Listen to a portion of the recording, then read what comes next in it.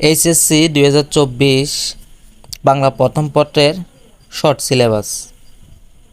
আপনারা এখানে দেখতে পাচ্ছেন আমার এখানে শর্ট সিলেবাস এটা ওপেন করা, অর্থাৎ এসএসসি পরীক্ষার আছে মাত্র আর 2-1 দিন।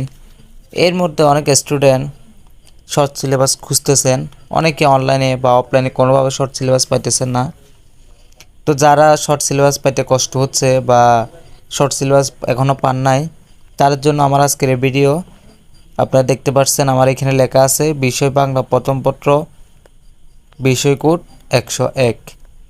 এরপর এখানে আমার অধ্যায় শিরোনাম দেওয়া আছে। দেখেন এখানে গদ্য আছে 7টা, কবিতা আছে 7টা এবং উপন্যাস এবং নাটক একটা একটা করে।